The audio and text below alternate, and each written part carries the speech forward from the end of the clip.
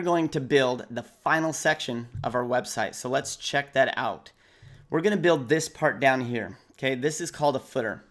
All right, and the footer tag is new to HTML5, and it acts as a container of its own. All right, it has a default display value of block. All right, so we can just go ahead and put all of our content inside of this.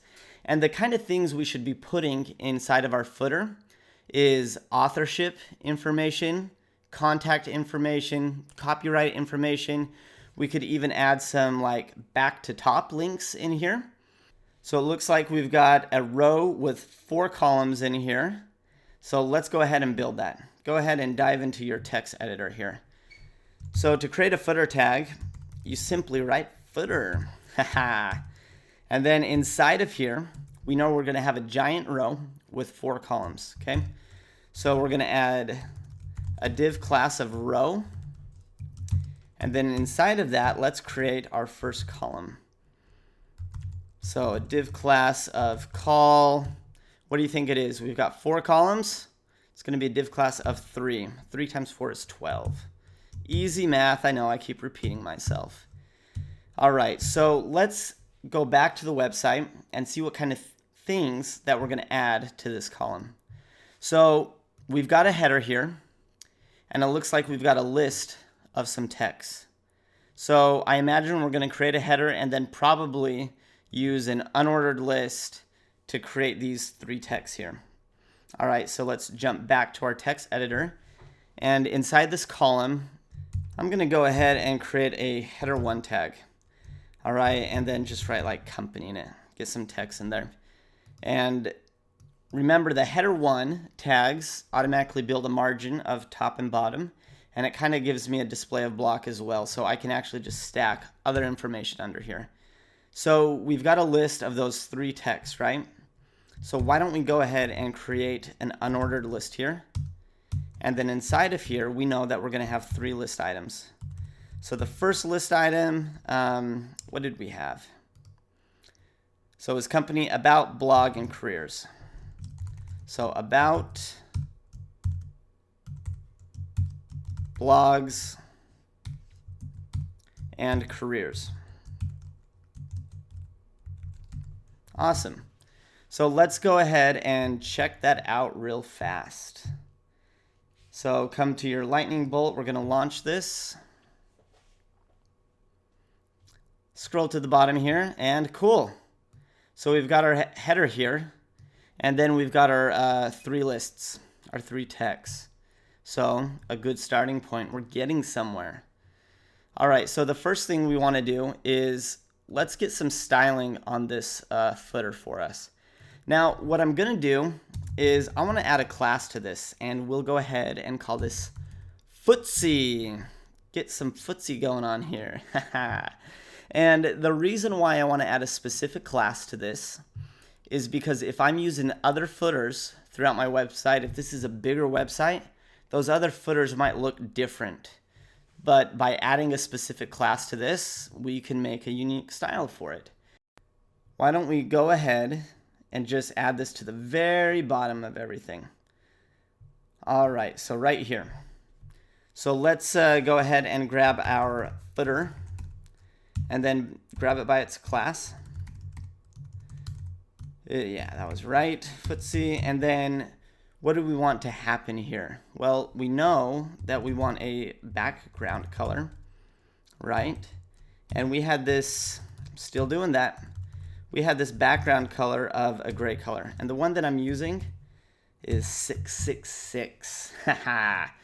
But it's cool. It's a nice gray color. All right. So let's check that out. All right, there we go. We're getting somewhere. I like this. Come back over here. And what we want to do now is we want to work down the chain here. So first, we've grabbed the entire footer and we've given it a background. So let's dive down into the next element, which is going to be our header 1.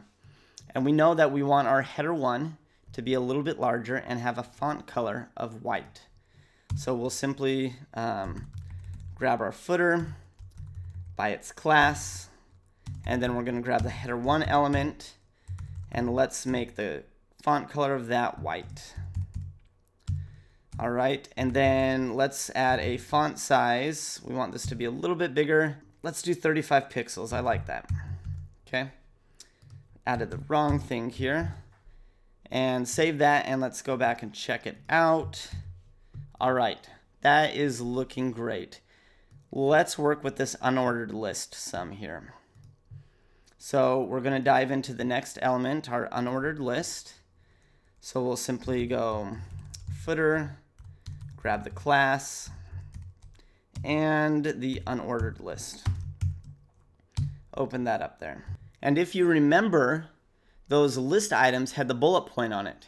We want to go ahead and we want to remove that. So the property we're going to use for that is the list style, and we're going to go ahead and set it to none. All right, and then we also want to make sure that all of this, all the children in here, align to the left side so it lines up with the edge of the company. So all of that is lined up together, and we can go ahead and add a text align of left. All right, perfect. So let's go ahead and check that out. All right, so we've removed the list items, which is great.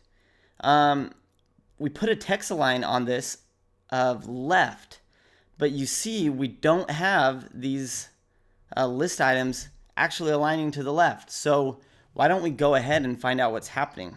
And to do that, let's inspect the element. All right, perfect. I'm going to scroll down up here. Let me bring this down just a hair. All right, I'm going to bring it down just a little bit more. So we've got these list items over here. And again, I'm going to right click on it and hit inspect. So it takes me to the list items here. And let's go up the food chain. And we're going to click on the unordered list since that's what we're working with.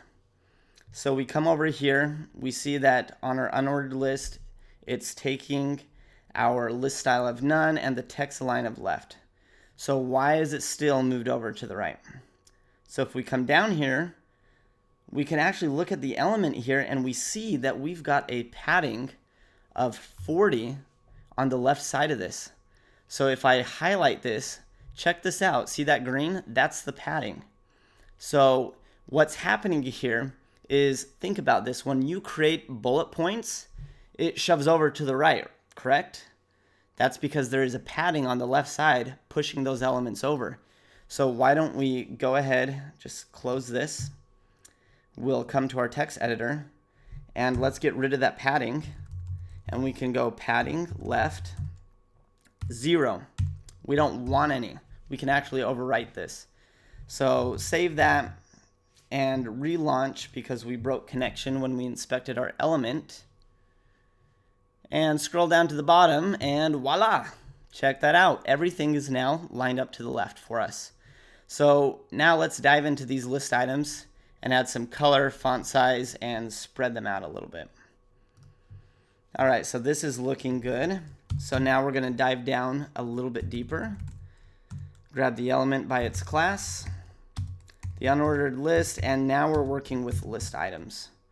So we know that we want the color of this to be white. All right, and we need the font size to be a little bit bigger. Let's see, we made the font size 35 there. Let's, I want to throw in something that I haven't used before. Let's do 22 pixels. And what else did we want to do? We wanted to add some spacing between those. So to do that, let's go ahead and add a line height.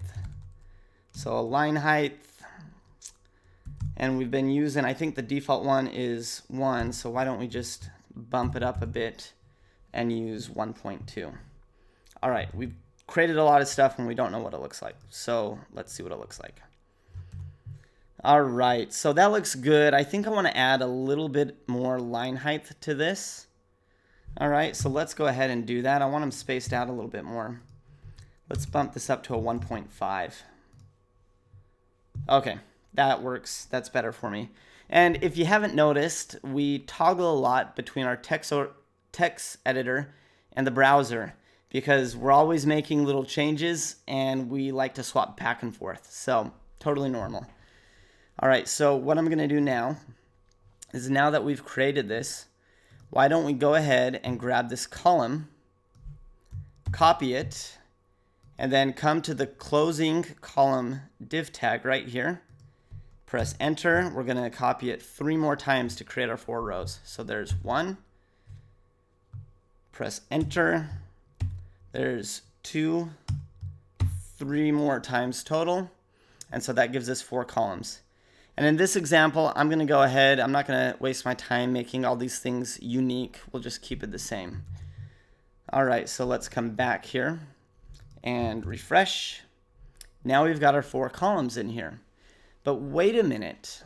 We've got this thing snugged up to the left side here. So what we need to do is we need to take these columns and we need to shift it over. And there's a couple of things that we can do here. Let's come back to our text editor and let's look at this a little bit and see what's going on. So we've got this column 3 and I want the content in it to shift over.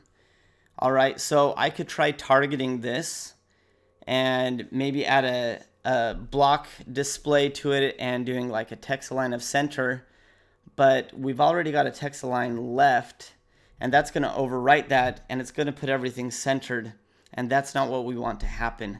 So let's bump up a level here and actually just target the footer itself. So because we've got this footer with this special class on it, let's get everything in it because we have all these columns that exist in our entire footer. Let's take all of that content and push it over to the right. So pop quiz here. To do this, to push the content over to the right side, what kind of left spacing do we want to use? Do we want to use a margin or a padding? Well, first, let's try a margin. Maybe you guessed margin. Let's see what happens with a margin here. And I'm going to add probably a left of like 10%. And so what I'm saying is of this entire container that we have of 100%, I want to just take 10%, make a gap of 10%. All right, let's see what that does. That is not what we wanted, and let's talk about why. So we grabbed our footer element and we said we want a space of 10%. And so it went outside of our footer and it created a space to the left outside of the container, right? Outside of that footer, and it pushed everything over and created this big space, which we did not want to happen. So what we want to do is change this to a padding, because that's going to keep everything inside of the element and just add some space inside of it and let everything move over to the right. So go ahead and highlight the margin and we're going to add padding instead. And let's see how that works out. Perfect. That is exactly what I wanted to happen. We created space inside of the footer and we took everything and we pushed it over. So go ahead and inspect this element. Let's come down here and I want to show you what's going on here. So let's come to the container and you can see the green off to the left side. And so we created a padding inside of it to push it over. All right. So that's how that worked. So this is looking great. This is exactly how I want it to show on desktop. Let's see what happens when we take this to a mobile state. We'll scroll down here and we still have these 4 columns. All right, we don't want this to happen. So let's come into our mobile, our media query. Remember when we grabbed all these columns here and we set them to a width of 100% and a margin of 0? I want to show you a slightly different way that we could work with sizing these columns here. So we can technically come down here, let's make a space. So instead of grabbing the very specific column and working with it, we can actually just add an extra class to our column div class. So let's call this mobile stack. That's the first thing that came to mind. I don't know why. So let's go ahead and copy this, and inside of every one of our column 3s, go ahead and paste it. All right, and then the last one here. Excellent.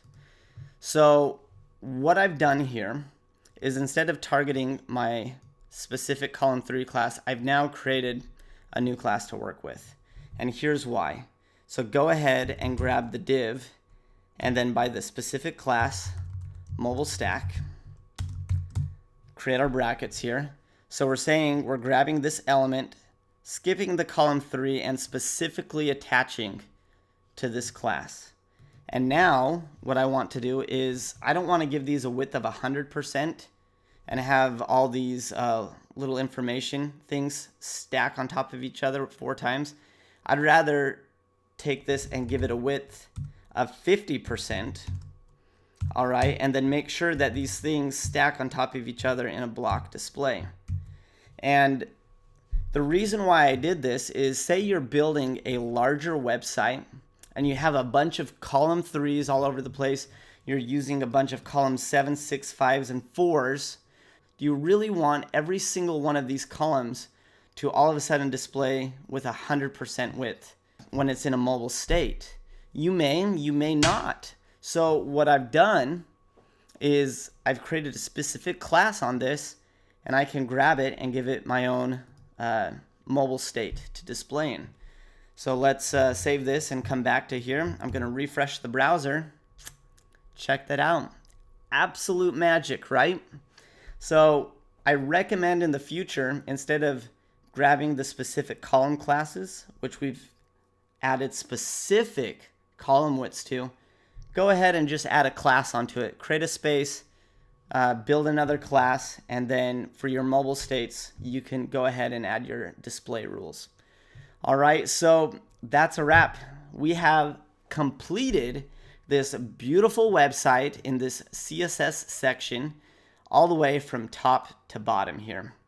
And then on desktop, it looks beautiful as well. So that is a wrap for this section. Congratulations, we have finished this website from beginning to end, built it in sections to make sure it looks good on desktop, and then taking each section at a time and making sure it works good on mobile, so that as we keep building, everything works as it should. So that's it. Congratulations. Let's move on.